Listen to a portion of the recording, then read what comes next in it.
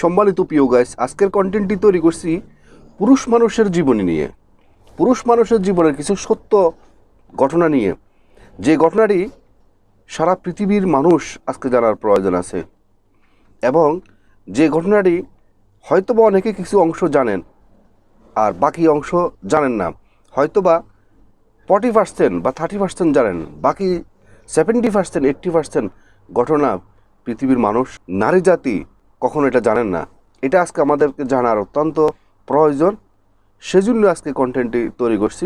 আজকের ভিডিওর মধ্যে আমি সারা পৃথিবীর মানুষকে জানিয়ে দিতে চাই যে একটা পুরুষ মানুষ তার অ্যাকচুয়াল জীবনযাপন এবং তার ভিতরে কি যন্ত্রণা, কি চাওয়া, কি পাওয়া, সমস্ত বিষয় নিয়ে তারা যে একটা রিয়েল হিরো, তারা জীবনে অভিনয় করতে করতে করতে করতে তারা তাদের জীবন শেষ কী পরিণতি ঘটে সে বিষয় নিয়ে, অর্থাৎ ওভারঅল পুরুষ মানুষের জীবনে নিয়ে আজকে তাদের জীবনের সত্য ঘটনা নিয়ে আজকের ভিডিওটিকে আমি তৈরি করছি।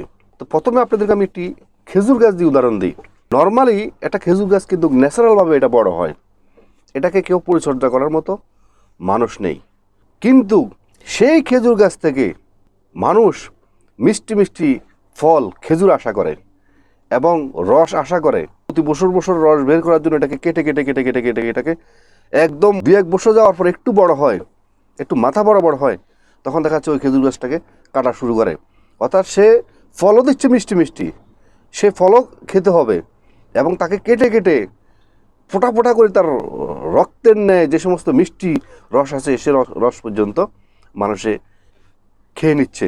কিন্তু ফির তাকে আবার পরিচর্যা করার মতো কোনো মানুষ নেই। তেমনিভাবে পুরুষ মানুষটা কিন্তু এরকমই। পুরুষ মানুষের প্রতি পৃথিবীর প্রত্যেকটা মানুষ, ফ্যামিলি থেকে শুরু করে আত্মীয় স্বজন, বন্ধু বান্ধব, পাওয়া প্রতিবেশী, তার ফ্যামিলি, সবাই তার উপরে শুধু আশা করেন। কিন্তু তাকে পরিচর্যা করার মতো, তার খোঁজখবর নেওয়ার মতো আপনি কোনো সঠিক মানুষ আপনি খুঁজে পাবেন না। হ্যাঁ, খুঁজে পাবেন, সেটাও আপনাদেরকে বলতেছি। আমি যেটা বর্তমানে ম্যাক্সিমাম যে ঘটনাটি ঘটতেছে সে বিষয়টুকু আজকে তুলে ধরছি। একটা পুরুষ মানুষের যখন অপ্রত্যাশিতভাবে চাকরি চলে গেল বা তার ব্যবসা বাণিজ্যতে সে লস খাচ্ছে, ওই সময় দেখবেন যে তার ফ্যামিলি তার প্রতি আস্তে আস্তে বিমুখ হয়ে যাবে। তার যে খোঁজখবর রাখতো সে খোঁজখবর আর রাখবে না। তার থেকে যতটুকু সম্ভব দূরত্বতা বজায় রাখার জন্য চেষ্টা করবে। কারণ সে যতক্ষণ পর্যন্ত তার চাকরি ঠিক ছিল, যতক্ষণ পর্যন্ত তার ব্যবসা বাণিজ্য ঠিক ছিল, ততক্ষণ পর্যন্ত মানুষের উপকারে লাগতেন। আর যখন তার সমস্যা হয়ে গেছে, এখন তার যে প্রয়োজন আছে সে প্রয়োজন কেউ অনুভব করবে না, এবং তার বিপদের সময়, তার যে কঠিন সময়, সে সময় কেউ পাশেও দাঁড়াবে না। সেজন্য তার সাথে মানুষ আস্তে আস্তে দূরত্বতা বজায় রাখার চেষ্টা করবে। আমি স্পেসিফিকলি কোনো সম্পর্কের কথা আমি বলবো না, আপনারা বুঝে নেবেন।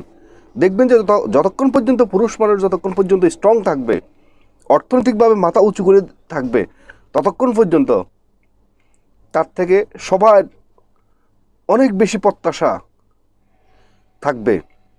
আর যখন তার সমস্যা হয়ে যাবে, তখন তার থেকে সবাই পালিয়ে যাওয়ার চেষ্টা করবে।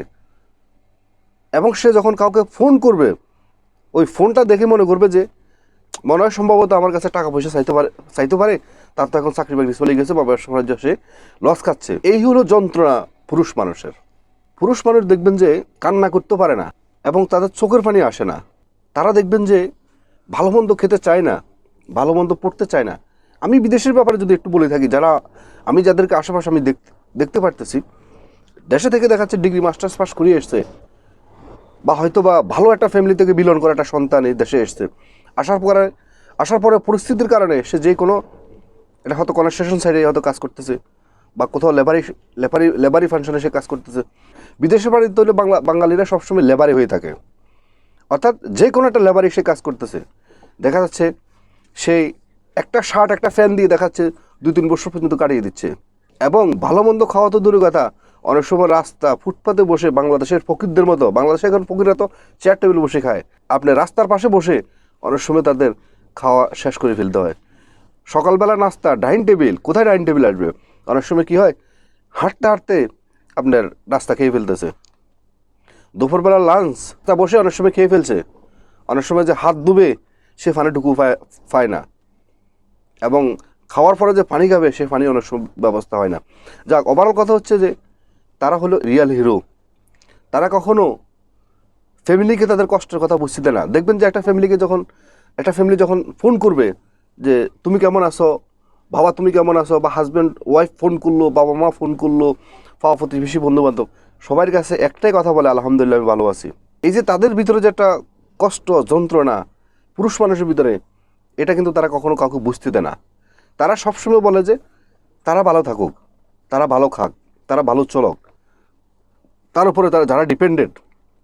কারণ পুরুষ মানুষের উপরে সবাই ডিপেন্ডেন্ট। ওই যে আমি বললাম চাকরি বিষয়ে, কোনো কারণে আপনার চাকরি চলে গেল, যতক্ষণ পর্যন্ত আপনার চাকরি ছিল ততক্ষণ পর্যন্ত আপনি হাজার হাজার টাকা মাসে ইনকাম করছেন, আপনার সবাইকে আপনার মতো করে আপনি হাজি মহাসিনের মতো আপনি সবাইকে সহযোগিতা করছেন। কিন্তু যখন আজকে আপনার চাকরি চলে গেল, আপনার বিপদের মুহূর্ত, তখন আপনি একটু বাজাই দেখিয়েন যে কারা আপনার আপনজন, কারা আপনার পরজন। দেখবেন যে কেউ আপনার পাশে আপনি কাউকে পাবেন না, এবং আপনার ফোন করলে ফোন কল পর্যন্ত উঠাতে তারা ব্যস্ত হয়ে যাবে, অর্থাৎ তারা আপনার থেকে বেশি ব্যস্ত হয়ে যাব। আপনি কি ব্যস্ত, তারা অনেক বেশি ব্যস্ত হয়ে যাবে আপনার থেকে। একটা পুরুষ মানুষ যখন রাস্তার পাশে বসে খানা খাচ্ছে, দেখা যাচ্ছে তার ফ্যামিলি হয়তো বা দেখা যাচ্ছে ডাইনিং টেবিলে বসে খানা খাচ্ছে। পুরুষ মানুষ যখন একটা শার্ট প্যান্ট দিয়ে যখন এক বছর কাটিয়ে দিচ্ছে, তারই ফ্যামিলি দেখা যাচ্ছে প্রতি বছরে 2-3 বার মার্কেটিং করতেছে এবং নতুন নতুন কাপড় চোপড় পরতেছে। এতেই কিন্তু পুরুষ মানুষ খুশি। তার বাবা মা হেফি থাকুক, তার সন্তানরা হেফি থাকুক, ওয়াইফ হেফি থাকুক, মানে তার সাথে যে সমস্ত সংশ্লিষ্ট যে সমস্ত লোকগুলো আছে সবাই হেফি থাকুক, এটাই পুরুষ মানুষের কাম্য। এটাই যেন কেন তাদের মনের অজান্তে সকল কষ্টকে ভুলিয়ে দেয়। তারা এটাই পুরুষ মানুষ চায়। পুরুষ মানুষ হচ্ছে কি জানেন, মোমবাতির মতো। মোমবাতি জ্বলবে কিন্তু কান্না করবে না, কিন্তু জ্বলে আলো দিয়ে সবাইকে আলোকিত করবে। কিন্তু দেখবেন মোমবাতির নিচে কিন্তু অন্ধকার থাকে, অর্থাৎ নিজে সবসময় অন্ধকারে থাকবে, কিন্তু জ্বলিয়ে পুড়িয়ে সবাইকে আলোকিত করবে। এটা হলো অ্যাকচুয়াল পুরুষ মানুষ। পুরুষ মানুষ দেখবেন ভালো কিছু কিনতে গেলেন, নিজের জন্য হয়তো শার্ট কিনবেন, বা একটা ফ্যান কিনবেন, বা একটা স্যান্ডেল কিনবেন, দেখা যাচ্ছে তার মনে পড়ে গেল তার সন্তান বলছে তাকে তার স্কুল ব্যাগ লাগবে, স্কুলের জন্য ফি লাগবে, তখন দেখা যাচ্ছে সে তার যে সে আশাটাকে সে বাদ দিয়ে সে সন্তানের জন্য সে সন্তানের প্রয়োজনীয় জিনিস সে কিনে বাড়িতে গেছেন। এরকম অসংখ্য ইতিহাস আছে। আপনার চোখ বন্ধ করে চোখ মেললে আপনারা দেখতে পারবেন যে এরকম অসংখ্য রেকর্ড করতেছে। এটা হলো পুরুষ মানুষ। পুরুষ মানুষ যেমন কান্না করতে পারে না, তাদের কান্না কেউ কখনো দেখেও না।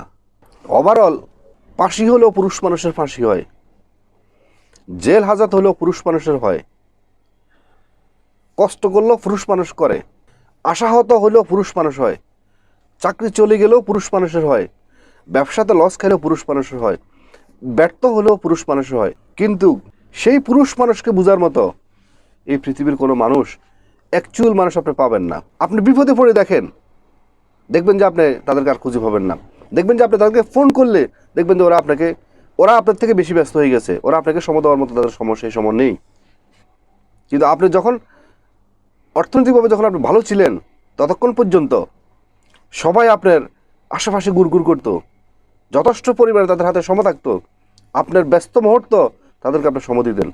কিন্তু আজকে যখন আপনি বিপদে পড়বেন, তখন সবাই অন্যরা ব্যস্ত হয়ে যাবে, অন্যরা মনে করবে যে এখন আপনি জিরো হয়ে গেছেন।